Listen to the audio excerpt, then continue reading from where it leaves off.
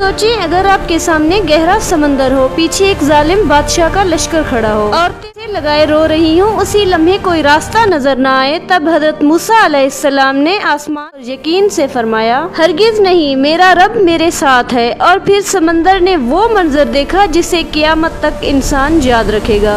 आज हम सुनेंगे फिरौन के अंजाम का वो वाक़या जिसने गरूर को हमेशा के लिए डबो दिया। मिस्र की रात अजीब खामोश थी। नील का पानी चांदनी, महल के मीनार आसमान को छूते महसूस होते थे और इस महल के अंदर सोने के तख्त पर बैठा था फिरौन। उसकी आंखों में गरूर था। हजारों गुलाम उसके सामने झुके खड़े थे। वो खड़ा हुआ, हाथ बुलंद किया, बुलंद आवाज में कहा, ए लोगो, क्या मिस्र की बादशाही मेरी नहीं? क्या ये नहरें मेरे हुक्म से नहीं बहती? बोल उठे, आप ही हमारे रब हैं। फिरौन के चेहरे पर मुस्कुराहट आ गई, लेकिन उस शहर के एक कच्चे घर में एक माँ के दिल में खौफ की आग जल रही थी। आज हुक्म आया था, बनी नौमौलूद बेटे को कत्ल कर दिया जाएगा। दरवाजे पर सिपाहियों के कदमों की चाप सुनाई देती तो औरतें कांप जाती। इसी खौफ के आलम में एक बच्चा पैदा हुआ। माँ ने उसे सीने से लगाया, आंखों से आंसू बह रहे थे। अचानक आई, इसे दरिया में डाल दो, हम उसे वापस तुम्हारी तरफ लौटा देंगे। ये अल्लाह की तरफ से इल्हाम था। माँ के हाथ कांप रहे थे, लेकिन ईमान खौफ से बड़ा था।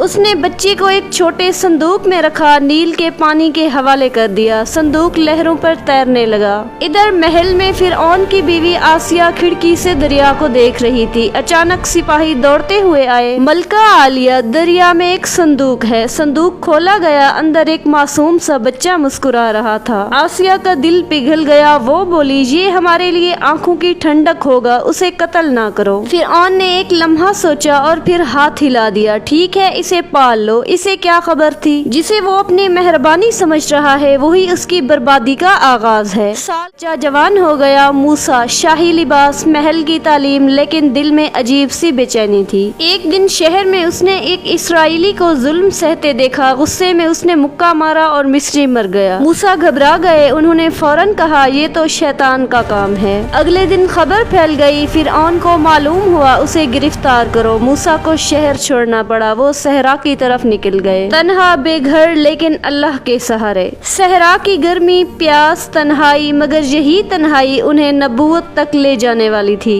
कोहे तूर के करीब एक रात आग की रोशनी दिखाई दी। मूसा आग की तरफ बढ़े। अचानक आवाज आई, ए मूसा, मैं तुम्हारा रब हूँ। जमीन कांप उठी। मूसा को नबूवत अता हुई। हुक्म मिला, फिरौन के पास जाओ, वो सरकश हो चुका है। मूसा अलैहिस्सलाम का दिल धड़कने लगा। जिस शख्स के महल में वो पले बढ़े, अब उसी के सामने हक की आवाज उठानी थी। सुबह का वक्त था। मिस्र के शाही महल में सिपाही कतारों में खड़े थे। दरबारी सर झुकाए मौजूद थे। सुनहरी तख्त पर बैठा था फिरौन। दरवाजा खुला। मूसा अलैहिस्सलाम और हारून अंदर दाखिल हुए। महल में सरगोशियां होने लगी। फिरौन ने तंजिया मुस्कुराहट के साथ कहा, ओहो, तुम तो वापस ही आ गए। क्या तुम वही नहीं जो हमारे घर में पले बढ़े? मूसा पूरे वकार से जवाब दिया, मैं रब्बुल आलमीन का रसूल हूँ। बनी इसराइल को मेरे साथ भेज दो और एक अल्लाह की इबादत करो। ये अल्फाज सुनकर दरबार में सन्नाटा छा गया। फिरौन का चेहरा सुर्ख हो गया। वो बोला, अगर तुम सच्चे हो तो कोई निशानी पेश करो। मूसा अलैहिस्सलाम ने अल्लाह के हुक्म से अपना अचानक वो एक अजीम सांप बन गया। दरबारी पीछे हट गए। खौफ फैल गया। फिर मूसा अलैहिस्सलाम ने अपना हाथ बगल में रखा और निकाला। वो चमक रहा था जैसे नूर की किरण हो।